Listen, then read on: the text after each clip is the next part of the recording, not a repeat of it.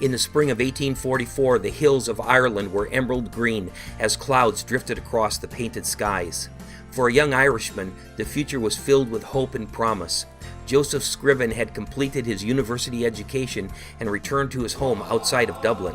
He was engaged to his childhood love and soon planned to take her hand in marriage. On the day before their wedding, Scriven's fiancée rode off to meet him along the banks of the River Bann. Unexpectedly, her horse was startled and she was thrown head-first into the rushing waters. Knocked unconscious by the fall, she drowned moments before Scriven arrived. Emotionally shattered by the death of his love, Joseph Scriven turned to God for comfort and guidance. He decided to leave Ireland and begin a new life. In 1845, he arrived in Ontario, Canada, where he would spend the rest of his life. Scriven settled near the town of Port Hope on the shores of Lake Ontario. There he decided to commit himself to the ideals of Christ's Sermon on the Mount, devoting his life to helping others in need. Working as a school tutor and pastor, in his spare time each day he would walk the roads in the area, assisting widows, the sick, and the poor. It was said that he never once denied a request for help, and that his greatest desire was to reflect the love of God through his life.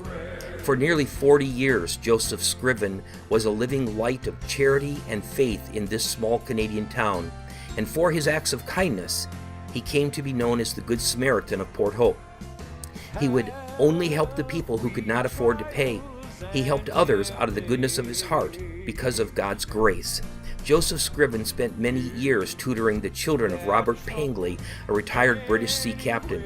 It was in this house that he met and fell in love with Pangley's niece, Eliza Roche. They were to be married in the spring of 1854, yet only weeks before his wedding, tragedy struck Scriven's life for a second time. Eliza became ill with pneumonia. Despite Joseph's vigilant care, she died at the age of 23. Once again, Joseph was heartbroken by the loss of a woman he loved. He would never marry, but once again, he found strength by turning to a God he looked upon as his closest friend. The following year, he wrote a letter to his mother in Ireland after receiving word that his mother was ill. He could not go to be with her, so he wrote a letter of comfort. His words described this extraordinary friendship that had given him purpose and hope in the face of devastating pain.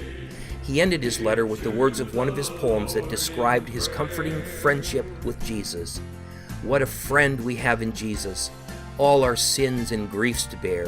What a privilege to carry everything to him in prayer. Oh, what peace we often forfeit. Oh, what needless pain we bear, all because we do not carry everything to God in prayer. He saw his Lord not as an impersonal force to be feared, but as a loving Father and friend whose greatest desire is to carry our burdens and ease our pain. For the rest of his life, Scriven would continue to demonstrate his faith throughout Port Hope, and today, more than a century after his death, his profound insights into the true character of God still resound through the legacy of a timeless hymn.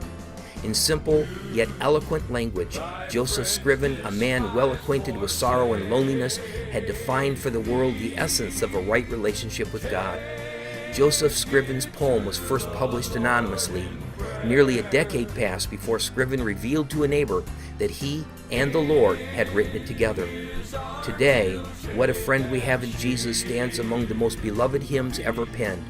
Just outside of Port Hope, a monument commemorates the life and work of a humble yet remarkable man who trusted Jesus with the greatest burdens of his life and walked with him as his friend. We have in